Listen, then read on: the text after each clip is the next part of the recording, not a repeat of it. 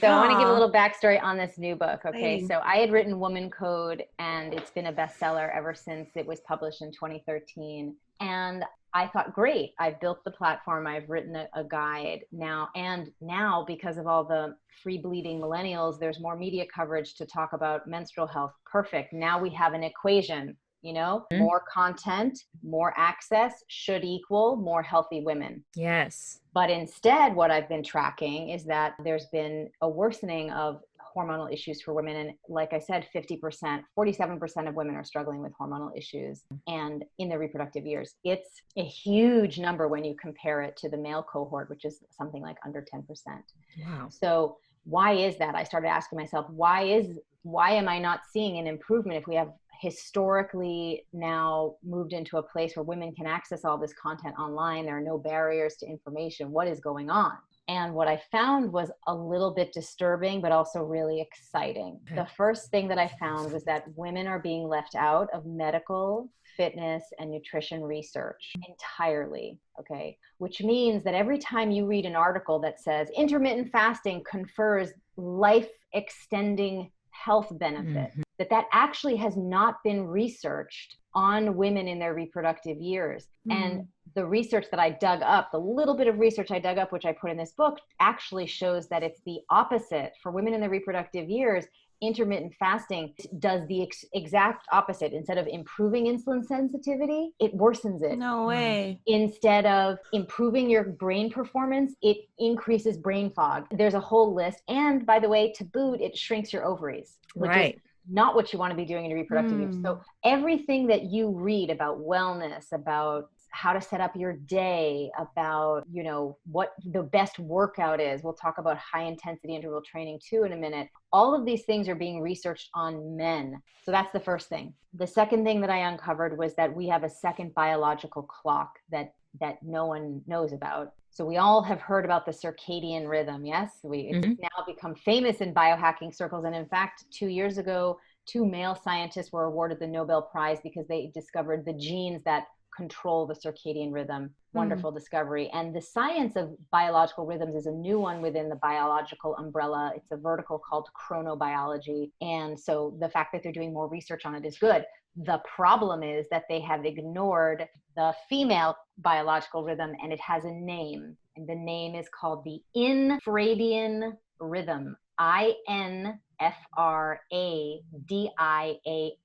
infradian. Get that out there, girl. Yeah, I know it's so important. I mean, without vocabulary, exactly, we can't describe our reality, right? And think back to 20, 30 years ago, before Sex and the City was a TV show, there was a book that was published called The Vagina Monologues by Eve Ensler. Prior to that book, women did not know what the names of their genitalia were, like the parts. Wow. And so they would call them different things, like little silly pet names like hoo-ha and coochie and whatever. And that book by Eve Ensler was really revolutionary because it gave women vocabulary. And then it exploded a conversation into our cultural narrative that normalized proper vocabulary reference to our body parts, and then empowered the sexual expression of a generation. And then you see that reflected in, let's say, mainstream media like Sex and the City, right? So without vocabulary to describe who you are, you don't know who you are, and you walk around disempowered. And so that's why I want you to know how to spell your biological rhythm, because it is extraordinary. And I'm going to tell you more about it in a second. The circadian rhythm you experience in the course of 24 hours, everyone has that. The infradian rhythm activates at puberty and deactivates at menopause. And only women have that in their reproductive years. It runs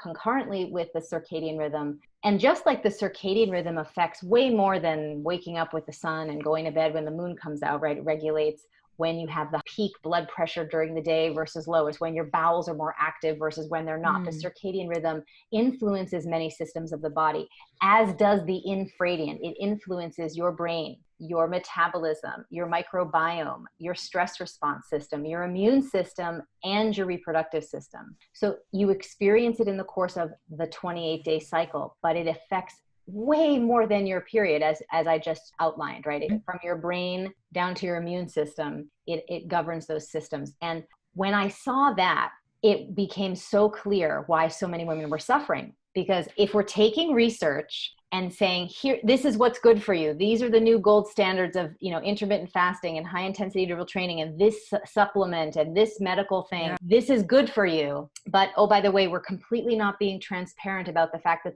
the studies were only done on men. Then women apply these things hoping to get healthy, right? Doing a workout plan, waking up at 5 a.m. and doing a power morning, fasting for 18 hours a day, doing all these things, and their symptoms are getting worse and worse. Now we can explain very simply why. If you're using tools, programs, methodology that optimizes their circadian rhythm, it is going to disrupt your infradian rhythm. If you are not using a system that is designed to optimize your infradian rhythm. So once I sort of unpacked all of this, then I wanted to create that system. And so the system that I created, which is outlined in the book in great detail, is called the cycle syncing method, where it has 3 pillars: how you eat, what you do for workouts, and how you organize your time. And it factors in your infradian and circadian rhythms, which you can get this program off of your site now, right?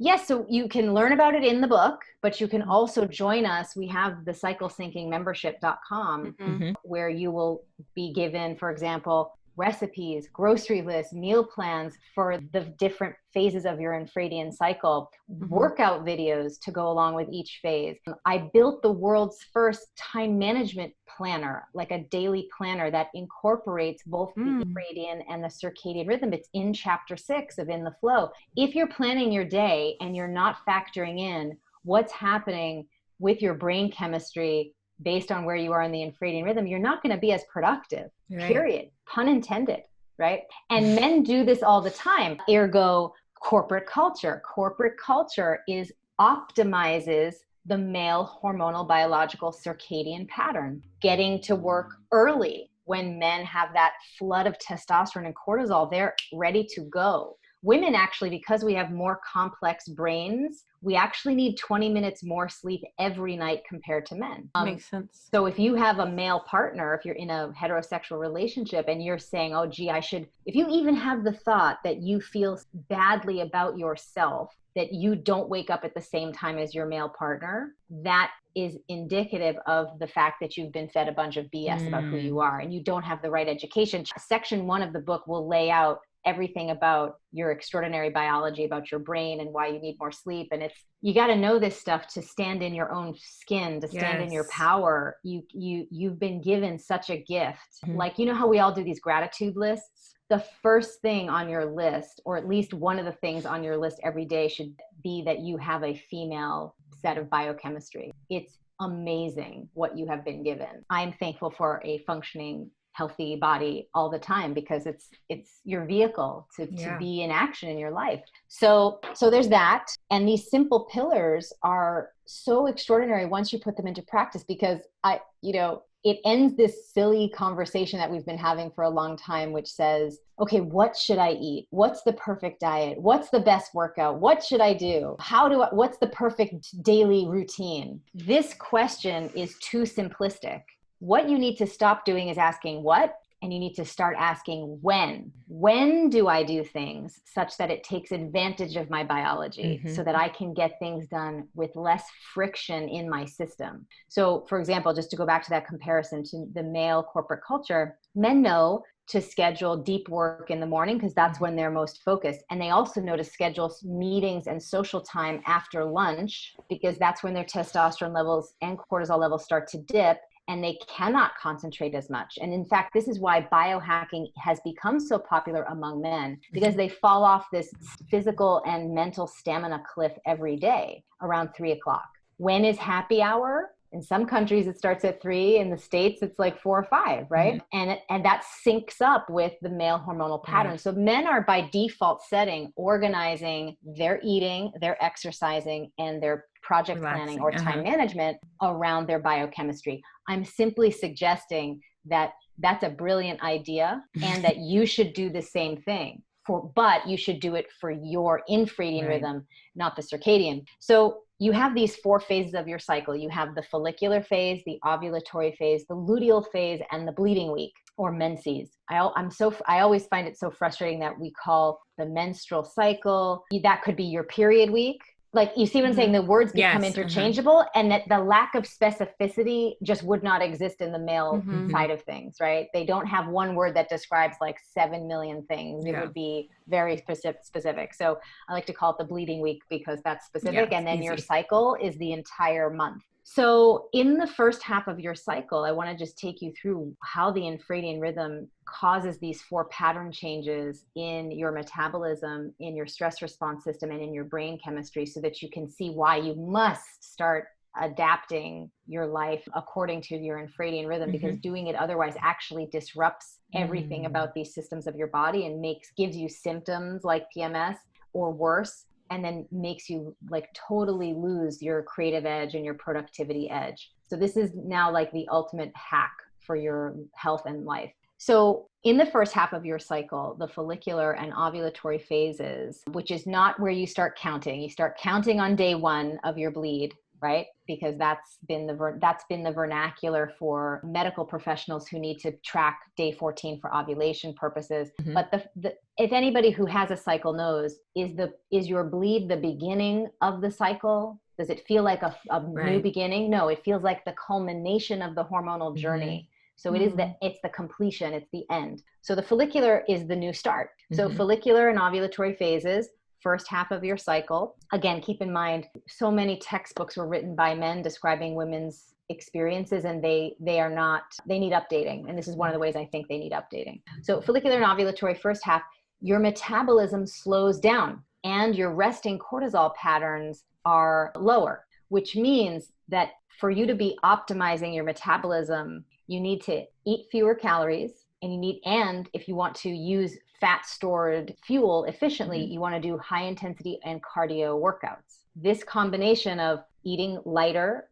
and less foods and working out more intensely optimizes your metabolism in this phase and makes you firing on all cylinders, and it really is a powerful cocktail of self-care and diet and lifestyle during this time. Then the research shows that in the second half, the luteal and the bleeding week, your metabolism speeds up. You in fact need 247 more calories per day. And the research shows that if you keep doing cardio and high intensity interval training in the second half of your cycle, you're going to turn on fat storage and turn on muscle wasting. And I saw this countless times in my practice over the past 20 years, because women, there's always these like fitness trends that come and go. One of them was training for a triathlon as a way to get in shape. And these women would come to me after they had done it and they had put on 20 pounds and needed answers because they were pretty upset. Yeah. How is it possible that somebody's running, biking, or swimming 5 miles a day and doing the diet that their coaches have been giving them, and they gain weight after the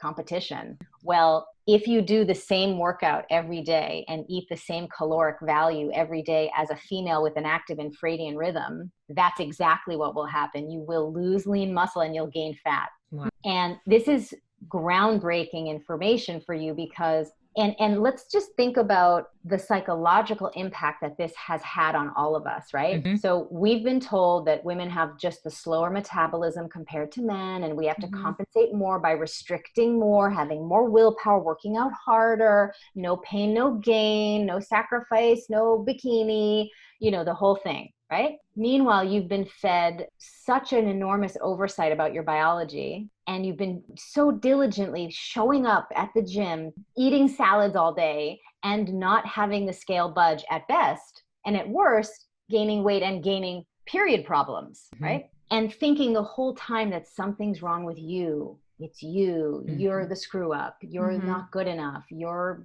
lazy, all the nasty little inner voice dialogues that you have, not based on reality, based on this fantasy that we've created in our cultural narrative that says, oh, we don't know what's going on in your body, so you're just weaker, you just need less calories, and hopefully you can work hard enough and be one of the few beautiful women who attain the perfect physique. It's nonsense. It's toxic. It's hurting women's psychology. It's creating eating disorders unnecessarily. It's making women sick. And I just can't tolerate the injustice of it, because the science is so clear. first half of the cycle, eat lighter, eat fewer calories. There's a chart in chapter 4. It's called the food flow chart. It maps out each of these 4 phases. It gives you a list of foods to eat in each of these phases so that you don't have to worry about, oh no, which one's right. Yeah. In fact, it's not just about the calories. It's also, you do also have to work with the hormonal ratios as well. And so I outline that for you too, meaning in ovulation, if you're someone who breaks out on your chin during ovulation, that's because you have this peak estrogen surge during ovulation. I get a hair. You get a hair, yeah. Okay, that you can... I get forehead breakout. I don't know if that's... Oh, interesting. So that's a combination, forehead here, forehead on the side. Both. So but mostly up here is the... So something you're eating is not working with your digestion, but also there's some liver stuff going on, which could indicate this excess estrogen. You'll be eating specific foods that are listed in the ovulatory week that help maximize the flushing out the metabolism of that estrogen, because you can't just eat random fewer calories. You have to take into consideration these 4 hormonal ratios that each of these phases represent. Ovulation is an estrogen dominant ratio. So you have to eat foods that are lighter, yes, but that are full of glutathione and vitamin C that are going to help your liver do the 3 phases of detoxification to get that estrogen out through the bowel. So it's a very intelligently designed eating plan to factor in not just your metabolic rate, but also your hormonal levels, so that you're always optimizing those hormonal ratios in each of the 4 phases. The luteal phase, for example, in the second half, you need more calories.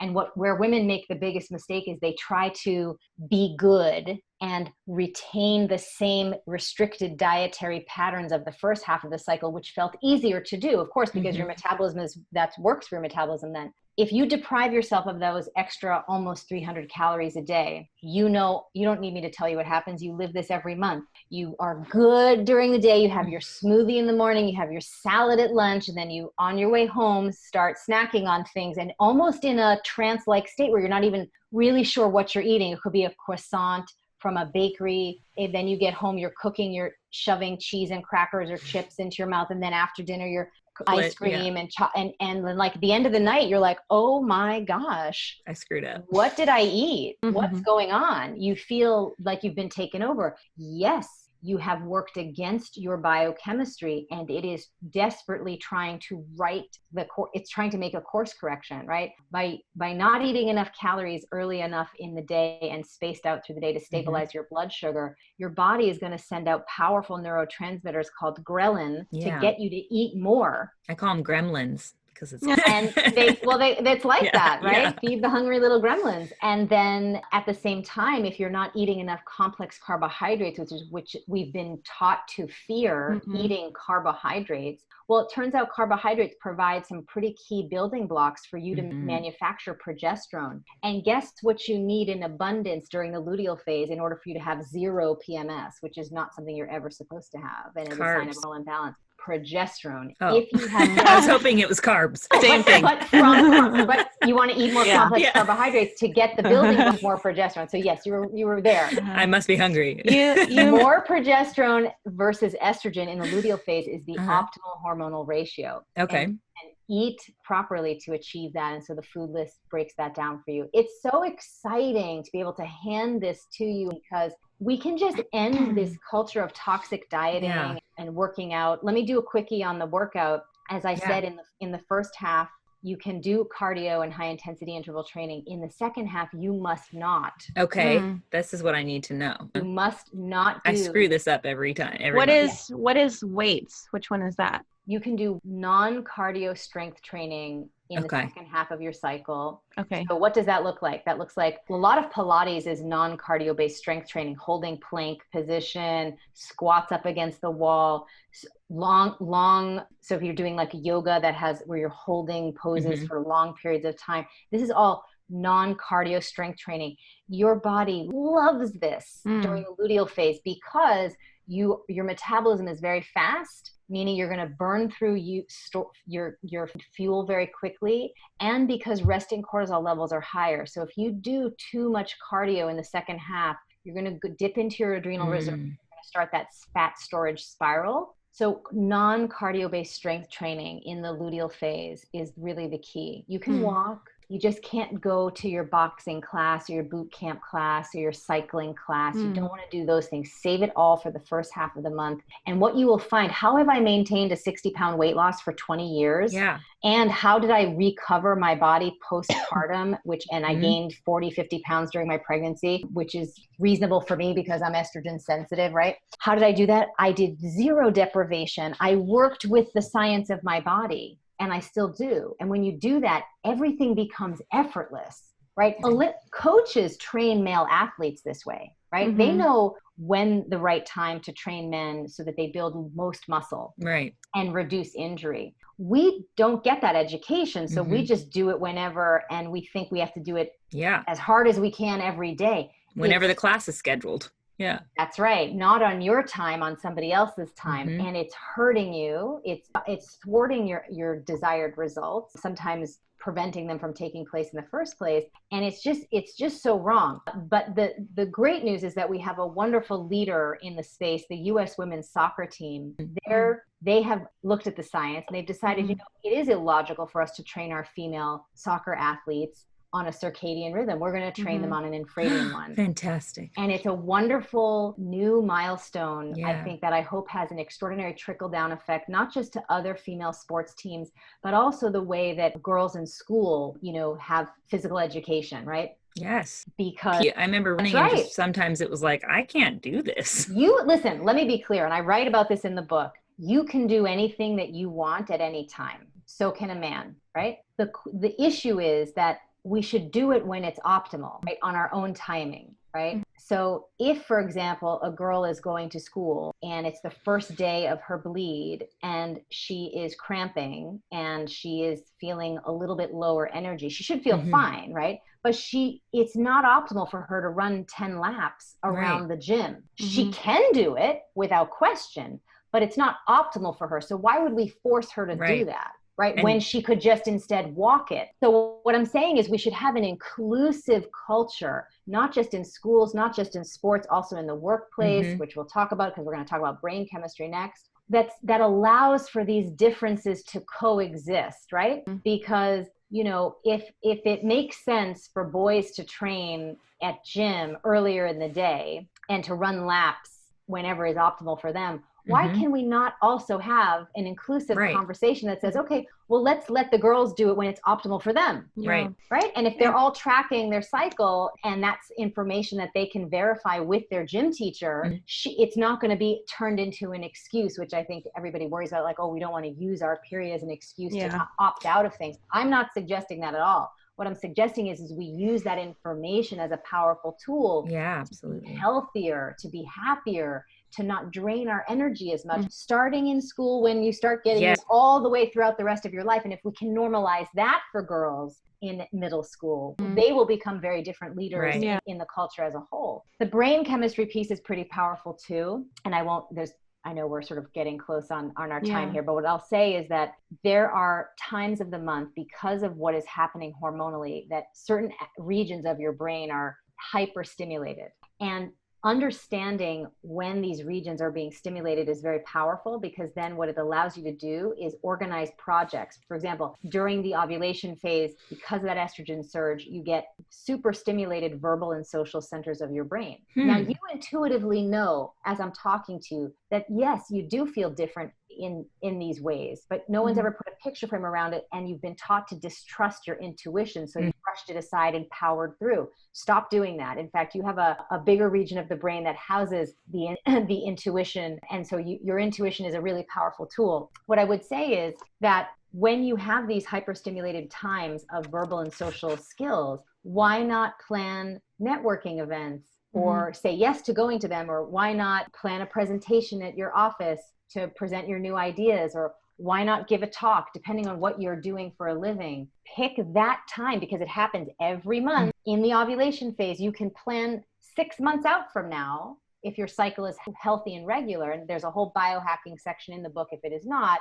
And please go to flowliving.com if you're struggling with anything that's disrupting your cycle, from a diagnosed menstrual disorder like PCOS, amenorrhea, dysmenorrhea, fibroids, endometriosis. You got to clean that up first, which the FLO protocol will help you do. And then you can start taking advantage of the cycle syncing method. Your cycle has to be functioning at least in some basic way. In the luteal phase, your brain has the first moment where it gets access to progesterone. This has a very calming effect and a focusing effect. The longest phase of the cycle, 10 to 12 days, this is where, because you are calm and focused, you can get so much done. In fact, this is when I try to finish any project that I have on my project map. I do it at this time, and it's predictable month over month over month. I know when I'm working on certain categories of projects. There's also a chart for this in chapters 6 and 7 that talk about the time management piece and how to apply this in a corporate setting. And I go into corporations all the time. So if you are in one and you'd like me to come and teach your male and female teams how to have an inclusive workplace to make sure that we're bringing in both realities of what's optimal work, what does optimal work schedule look like for men, and what does optimal work schedule look like for women. We have to have a corporate culture that's inclusive for women. Yeah. Right now, it's highly gender skewed to the male biological rhythm, and it's making women sick and symptomatic at work and opting out of working in corporate cultures because they cannot fit into that circadian lifestyle. They need just less productive. Less productive. And it becomes diminishing returns, and women, as logical and sensible as they are, say, this is not a good environment for me. I have to find something else. I'm in the luteal phase now, but I'm not having the same effects because I'm doing a mimicking fast. So you're doing a what fast? Like a mimicking fast. Is that what it's called, Mercedes? I can't even remember now. Mimicking fast. Yeah. Okay. I'm not familiar with that at all. But here's another thing I talk about. Like, you should not start a new diet plan or do a detox in the second half of your cycle, because you're going to disrupt your blood sugar, which is why you can't concentrate, Jade, right now. And you're going to jack up cortisol production, which is going to make you feel anxious and insomniac and give you more PMS. So if you're going to do any detoxing or fasting, you do that in the follicular and ovulatory phases, never after ovulation. I would stop immediately if I were you and pick it back up after your bleed is completed, because you're going to disrupt for your next month, and you will likely have very bad PMS the next month. Oh no. Yeah. Well, you talked about intermittent fasting and calories. Does the time a woman is supposed to start eating and stop eating, does that change throughout her phase, or it's the same? No. So the research that I outline and dug up for you all is that intermittent fasting, as it's being publicly shared, like the 18-hour fast, is a male-based research. That only is only safe and gives the research documented benefits for men and postmenopausal women. Okay. If you're in your reproductive years, you cannot do that without disrupting your cycle, your ovarian size, your thyroid health, your brain health, your metabolic health. All of those things will become disrupted. What you can do is a 12-hour fast every day. That's what I do. During your reproductive years, from dinner time to breakfast. 12 hours is great. And then focus on liver support, focus on using the tips of how to eat from your 4-phase cycles. Yeah, you want to start using the cycle syncing method to basically eat what you're supposed to eat when it is the right time for your biochemistry. So I have something we brought up yesterday. We actually spoke to a fasting expert yesterday who is supposed to be a fasting expert for women specifically, which she does say not to do it in the second half of your month, your cycle. Wonderful. However, so for me, I'm not actually going to ask about fasting, but I did bring this up in that conversation of when I'm in my second half of my monthly cycle, luteal, if I run a lot, it seems I get constipated, or I'll get these symptoms that are almost like my body is shutting down digestion and kind of going into more of a fight or flight phase, which is something I've struggled with for most of my life. But so I'm just trying to put these keys you're giving me here in this talk together, and that's making sense. That's because you're disrupting your cortisol, your adrenal health by doing an intense workout and fasting. You're disrupting insulin levels and blood sugar levels. And then you're also taxing your adrenals, and you're making more cortisol, which is going to make you feel bad. Yeah. So you definitely need to there's no other way to take care of yourself as a woman in your reproductive years. If you have to look at this infradian rhythm, you have to see the 4 pattern changes in the month, and you have to change what you're eating when, which workouts you're doing when, and when you're taking advantage of these amazing brain chemistry gifts that you're being given throughout the month so that you can do more with less stress, because the stress burden on women, of course, because of our gender biased society, is a real problem. And just living in an environment that does not include your biological clock is a huge stressor, right? You have to try to fit your life into a circadian clock. That creates stress. Then add on not eating the right things at the right time, doing the same workout every month, all month long. You're stressing out your system more than just trying to work however long you think you're supposed to work on whatever you think you're supposed to work on without factoring in your brain chemistry shifts, more stress. So now you've got compounded stress, multifactorial stress input. You are going to buckle under that. And that's going to show up as insomnia, mood destabilization, brain fog at first, then physical symptoms like breakouts, headaches, bloating, PMS symptoms, and then it's going to get progressively worse with a disrupted cycle, or then developing menstrual disruptions of some sort. It then can affect your fertility, decrease your fertility, shut off your sex drive. Before you know it, you are feeling terrible. And then you think, gee, I have to use something for my skin, something for my mood, something for my fertility, something for no. Like zoom out and look at the bigger zoom out picture. and look at the root. The deepest root factor here is your infradian rhythm. If you're not working with it, you're disrupting it, and everything will start to become dysfunctional as a result. This is what female biohacking looks like, by the way. It does not look like extreme stuff. Right now, is it fun to go do cryotherapy and saunas and do they have benefits for everybody? Sure. I love that you say that. Yeah. Biggest bang for your buck.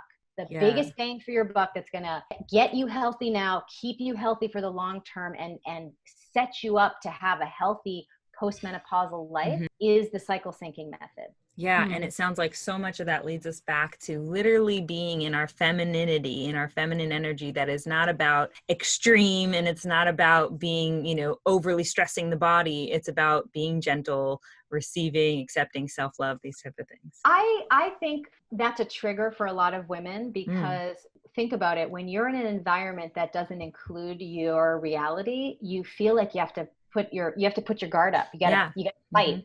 And so this idea that you would now all of a sudden still be in the same environment but soften, that's a deeply triggering. That's not something that's going to make you feel safe. And here's also the other reality, is that it's not needed. Not the way that we have been discussing it. What's needed is for us to recognize that we have both masculine and feminine energy. In fact, you can map that in your cycle. You embody one or the other, depending on where you're at. Your follicular and ovulatory phase is a more masculine energized phase. The luteal, actually it depends. Sometimes I feel like my ovulatory and luteal is a more masculine forward phase. I'm going forward. I'm getting things done. My menstrual and follicular is more feminine, meaning I'm evaluating things. I'm looking at my life in my menstrual phase, and in my follicular phase, I'm planning, I'm ideating, I'm imagining, visioning. That's creative feminine energy. Both of these masculine and feminine energies feel strong to me, equally powerful. And I don't experience them as the way that we've just sort of been talking about it in, let's say, the spirituality movement of like your feminine energy. I think that isn't, if that's not something that you're comfortable with, I welcome you to start looking at how the biochemistry of your cycle actually gives you access to both of these energetics. They're both equally powerful. And if you do have some residual judgment about your feminine energy, by practicing the cycle syncing method, that will quickly evaporate like nothing else. You can't think your way out of your already always way of being, but you can live your way out of it. And by practicing a new lifestyle, you're going to get to know yourself in a new way, and what you think will be changing, and then how your life turns out will change because what you're thinking is different. So it's really powerful to think about a world in which women feel so differently about themselves from the beginning, like that they are these powerful creatures, that they get to have access to the second biological clock starting at puberty. And it's a precious gift that doesn't last forever. It's only from puberty to menopause, that they want to take advantage of it, that we have this more inclusive conversation in the media, full transparency. When a new study is published, it says, oh, this was only done on men. So women we don't know yet what this might do to you. Be careful. If you're going to try it, be very careful. Look at your period and how it's being impacted. To think about a future in which corporate culture is more inclusive of these biological rhythms, to think about puberty in schools as a very different experience for boys and girls, one that promotes learning and appreciating about each other's differences. So that sets you up for healthier relationships. The possibilities are enormous when we actually start using real facts and having that be our foundation, as opposed to this mythological toxic rhetoric that has been the basis of our society for far too long. It must change. I definitely preach on this show maybe too much, maybe in every of our like 70 plus episodes that we've aired so far. Hormones over anything, you know, like think about how this is affecting your hormones as you try it, you know, and look out for all the signs there. And we're winding down, of course, with you here. And it's been incredible to speak with you. We got a lot of questions about people struggling with being able to get pregnant. And that seems to be, even in my friend group, just a ongoing concern. And I think you spoke to a lot of course, what could help balance people out and get them to a place where if you simply start using the cycle syncing method, you're going to take away several of the factors that are disrupting your hormones right out of the gate. Yeah. So what you're likely doing right now is causing stress on your reproductive system, and you're not eating enough of the right foods that are going to boost your micronutrient levels. I would definitely have you guys check out the special Balance by FLO Living supplement formulations that I put together to help the endocrine system, especially if you're trying to conceive or if you're just recently off the birth control of some sort. You need to replenish those lost micronutrients in order for you to be ripe enough, so to speak, biochemically to have the abundance to produce a healthy egg and to conceive and hold that pregnancy. It all comes down to like hormone levels. And those are, of course, things that you manufacture from the foods that you're eating and the supplements that you're taking, and combined with living a self-care practice that doesn't drain your energy, deplete your blood sugar balance, and put stress on your adrenals. So that's, again, why the cycle syncing method is just such an essential practice for us as women in our reproductive years. If you have a functioning cycle, you must do this. It's not a nice idea. It's a need to do. Yes. We so often go to the doctor and they're men giving us the advice too on all of this. So that's just something to keep in mind. But okay, so before we close out here with you, Alisa, there's a few short questions we like to ask everyone who comes on the show. Sure. If you could hug your younger self right now, what would you say? I would say you are so beautiful. If you could have the whole world read one book, which would it be? Oh my gosh, that is probably the hardest question I've ever been asked. Jeez, you should see my bookshelf. Wow.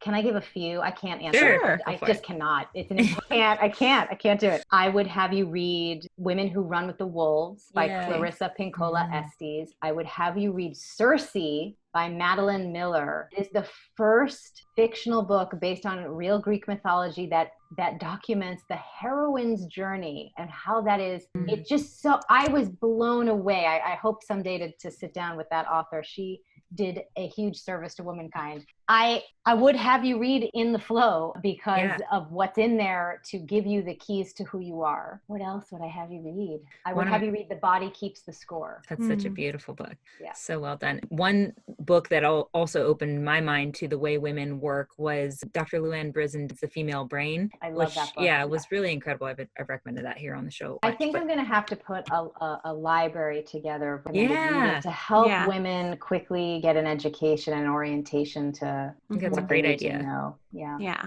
The FLO Living Institute. We need that information. I'll get to work on it. Add it to my list. If you could whisper one phrase to everyone on the planet, what would it be? You guys asked some good questions. If I could whisper one phrase. Learn about who you are and get to know other people authentically. Okay. I like that. I love that. Before we let you go, where can people find you online? You can find me on flowliving.com. If you've got any hormonal issues that we can be of service to you around, please reach out to us. You can find the app at myflowtracker.com. You can join the cycle syncing revolution at cyclesyncingmethod.com. And you can find us on Facebook and Instagram at Flow Living, and my personal is alisa.vitti at alisa.vitti. Yes, highly recommend all of it, folks. So, Alisa, I think a big part of what you're doing for our imbalanced, often hyper masculine culture at large is helping women like Jade and I be okay and maybe even empowered being female, which is often looked at, it's kind of like a sin in our culture. And I've personally experienced the effects of your wisdom and your work by applying it to my life, especially in becoming a more compassionate listener to my body and responding to my body's needs. And I also want to thank you for including men in this journey, as I mentioned a bunch in the show, which I think is something that's often overlooked, but is so important to include our partners in life and give them the tools to be able to wake up from the collective nap we as a culture have been in. So thank you for all of that and for teaching me how to live smarter in a woman's body, in my body. Thank you for being a light. Oh, my pleasure. Thank you. It's been a pleasure. We're going to send you, of course, when our launch date is for this and any promos we make for it, which I'm sure will be plentiful. Yeah. Thank you Great. so much. Thank you, ladies. Have a good rest of the day. Bye. Thank you. Oh, that was a lot. She was the perfect guest because we didn't even have to ask questions. She just was like, next we're going to brain health. I was like, okay, yes, we didn't have a question for that, but go on.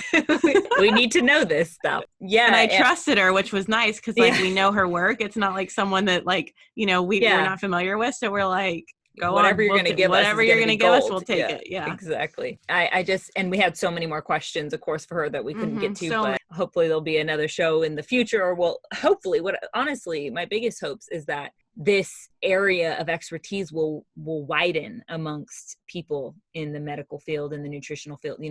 This type of study will be something more people get interested in. I know I'm completely fascinated by it, and I'll keep interjecting my invitations to the public world to get deeper in this work. But I hope we have other guests that really embody this to a point where we want to have them on and share it with the world. And we'll cover the rest of the questions we had today for her that we didn't get to. Yeah. So I want to give a shout out before we move on to magic tricks to the ladies who are listening and are probably going to do a deep dive into the hard work that this episode is asking them to do. Maybe a shout out to you and I, Jade, because I know we're about to do some work on it ourselves. Her book's about to become my Bible. Right. And I also want to commend the men listening for now being the man who knows enough to be dangerous with the ladies. This is part of what we call being a woke man. So thank you guys for helping us make that change and bringing a more balanced, generous world together. Yeah.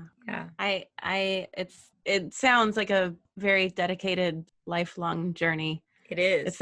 It's like once you know the information. Yeah, but I mean, I guess like intermittent fasting was like that for me too, and celery juice. And now it's been 4 years, and it's like, I don't even think about it. I just do it. So I'm sure once you get in the mode of it, you're not having to like reference the book. It's just, Oh yeah. It's just, it's a lifestyle change. So you have to commit to it, but then you have to do that thing we talked about before, which is letting the person who you were yesterday die off, grieve it and move forward, because who wants to stay the same every day for the rest of your life? Like what she was talking about regarding a story about a man who said, after our baby, my woman was never the same. And I wish she would go back to that way. It's like, what person really in their right mind, when they're being honest with themselves, would want to be with someone who never evolves and never changes? So I think if we're supportive of each other in that way, and we're supportive of ourselves to continue to evolve, we can allow who we were yesterday, who might have known less, to evolve into the person we are today, which has better knowledge and is better able to take care of ourselves and others. So for it. Let's keep moving. What's your magic? What's your magic? Oh, I asked you first. Okay. I was going to say, Jinx, you got to buy me a Coke or something. I don't drink caffeine. We didn't even get to caffeine with her. By the way, Alisa is 100% against women drinking caffeine during their childbearing years. She has a whole talk on it on YouTube if you want to look it up, and it's super important. Women, if you're listening, take that into consideration. I think that that's a huge and important factor we didn't get to cover here, but yeah, caffeine is just like, it's a man's drink if anybody, okay? Kick it out of your life. Okay, my magic trick today comes from a Instagram account called Think For Yourself, and they posted something that said, did you know that cortisol is released in tears? Cortisol is a hormone that is created in the body as a response to stress. That's something we probably all know. But you probably didn't know that when we cry, in addition to other benefits, we are physically cleansing our body of stress. So allowing ourselves to cry is an act of self-care. And I just found that really beautiful. Yeah, that ties into mine, which I was going to do, download her app, but I feel like we talked about that enough on the talk with her. So something we didn't get to was that she rephrased, it might be the right word here, for PMS. She changed it to prioritizing myself. Yeah, she changed the acronym for PMS to prioritizing myself. So that would be my magic trick for you, is that when you're on your period, to just do some extra self-care, to take it easy, to not overwork yourself, to prioritize yourself.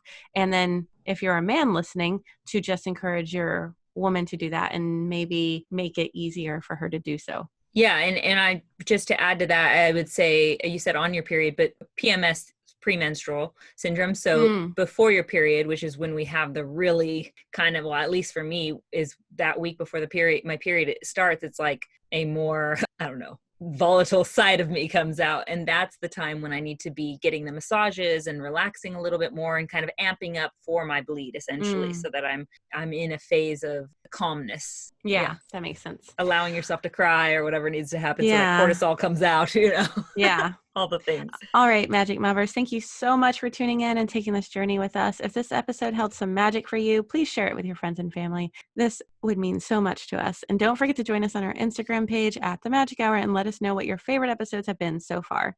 We appreciate all of your feedback and really want to know what's lighting you up. Yes, and we release a new episode every Monday, so you can catch us again next week or go listen to some of our past episodes in our podcast library now. We'll meet you there. Until then, be a light.